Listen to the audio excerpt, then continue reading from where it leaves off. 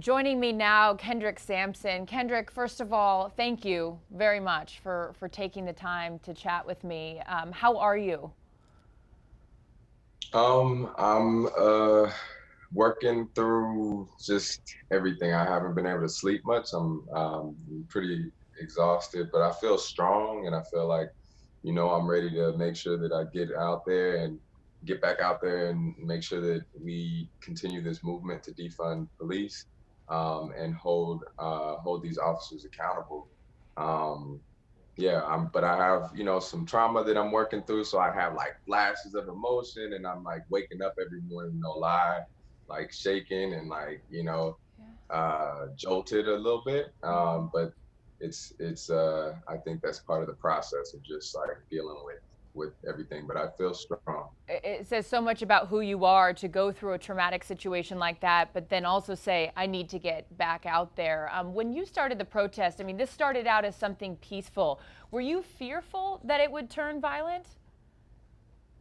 I'm always fearful of police. I'm always fearful of police. And when you're challenging authority and power, especially an abusive power, powerful force like the police system, I'm always fearful of that. But I'm more fearful of my nephews and nieces and those who I love, my black folks.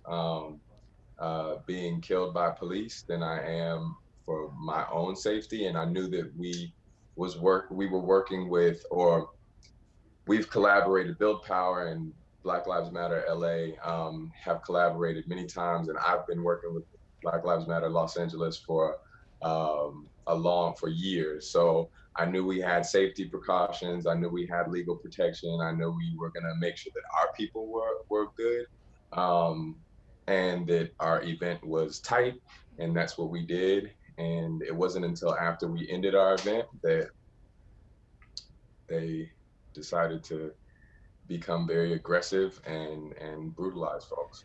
So even with all those precautions, and your fear became substantiated, right? So you were hit 7 times with the rubber bullets and the baton. Is that correct? Yeah, so after the event, I went to look for my staff, my assistant Mario and my associate director Lacey, and they got caught up with some other another wave. People decided to keep going. We said you don't have to go home, but you got to get the hell out of here, kind of thing. Like our event is over.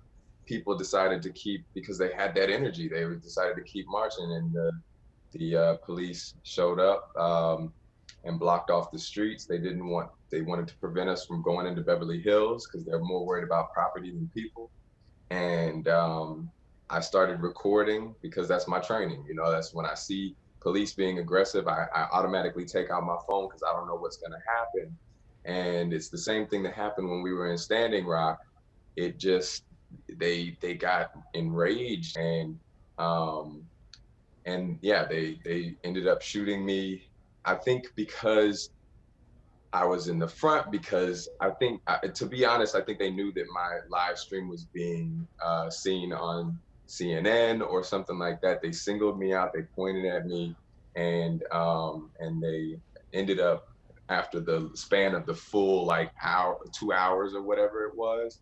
I was shot 7 times with rubber bullets, and those bullets are lethal. A buddy of mine has 2 fractured bones in his skull. You could see it. He has skin flaps hanging out, and I'm glad I didn't get hit in my head, but they hit me with the club right here. Mm. That's healing. I have a chest wound.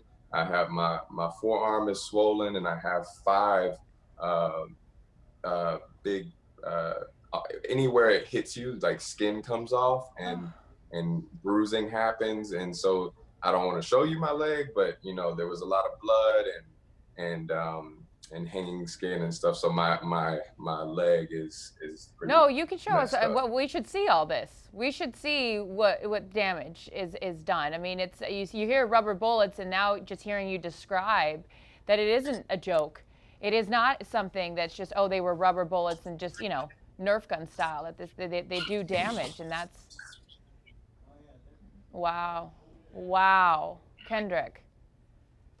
My question to you was, how badly were you hurt? And the image is support bad. Yeah, and that's after some healing, um, and yeah. You just said the word healing. Physically that you will heal. This is a discussion you've had way too many times. And, talking about, being in the Black Lives Matter in your activist groups and all the work that you've done even leading up to this. Where do we go from here, Kendrick? I think there's been a lot of movement in the defunding police and understanding what that means. A lot of people think that that's just like, what do we do without police? And it's like, we're not asking to do anything without police. We're saying that the budgets are inflated, and to an extreme degree. We spend like $100 billion a year in this country on police, and they're tasked with taking on things that they should, handling situations and issues that they shouldn't ever, like mental health issues and substance abuse and criminalizing homelessness and such. And so we need to take that money and put it into, for example, LA right now, 54% of the budget of the general fund goes to police in LA. 54%, and they're proposing more money, $200 million more money during COVID. And this is before this chaos of protests across the country and rampant police brutality happened. And so this is the what we're trying to highlight is that there's so much money in this that they're criminalizing. You can see they're criminalizing our grief, they're criminalizing our mourning and our rage, and that we are entitled to. And that money could be used to heal, could be used to rebuild, could be used to fund unarmed, non-law enforcement first responders, mental health care centers, rehabilitation centers, housing. Everyone could have houses. This is it's a reality that we could have, and that's what makes us safe. Is that why and so I'm sorry to interrupt. So we want to just lift up those demands of defunding the police and making sure these officers are held accountable. That's what I was going to say. So your messaging in defunding police is that those funds get allocated to other areas, such as. Yeah, that money gets allocated to areas that actually heal and care for our communities. Here's the honest truth: the policing system was created and founded in slavery. It was founded as slave catching. That is 100% true. You can look it up. I'm not making a conspiracy theory. And there's been no time in US history where police have represented safety and peace or anything less than trauma in our neighborhoods, in Black and brown neighborhoods. And there's a reason for that, because it was not founded in wellness. It was not founded in care. And you can't send a person with armor and a gun into every situation. Traffic stops and wellness checks, like a Tatiana Jefferson, and what happened to Breonna Taylor, and what happened to George Floyd and so many others. The reason they're acting like that is because the system was designed to do that. To catch slaves and put them back in slavery. And we know that the prison system, if you've seen 13th on Netflix, like, the prison system is a continuation of slavery under the guise of the 13th Amendment. There's no mistake that it's disproportionately Black and brown. There's no mistaking in that. It is what it was designed to do. And so we need systems that are founded in care for our communities. And so if you take that money and put it in all the things, I don't want to make this too long, but our prisons are 50 state prisons, state and local prisons. 55% of the men have mental health issues, 73% of the women. So think about what mental health care could look like to instead of criminalizing it, making sure that we have mental health care. Instead of criminalizing homelessness, make sure that we have houses for everyone. Instead of criminalizing so many things, substance abuse, we can have rehabilitation centers.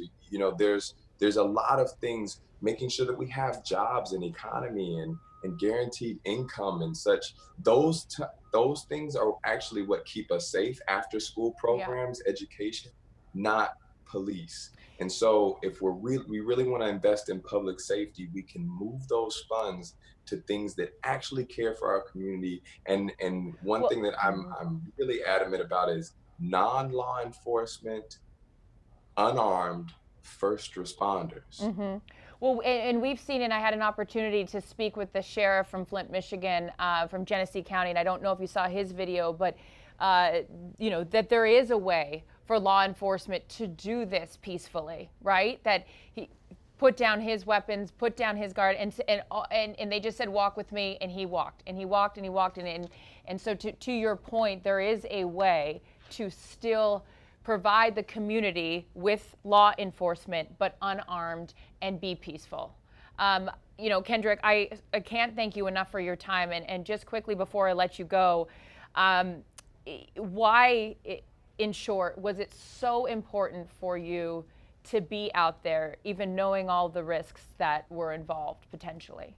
Yeah, my nonprofit initiative, Build Power, is a nonprofit initiative that is working to organize Hollywood around liberation culture and getting them involved in the real situations, connecting them to grassroots organizations, community-based organizations that are doing the real work. So we collaborated, Build Power collaborated with Black Lives Matter Los Angeles on many things. Right now, y'all have to look at the People's Budget LA.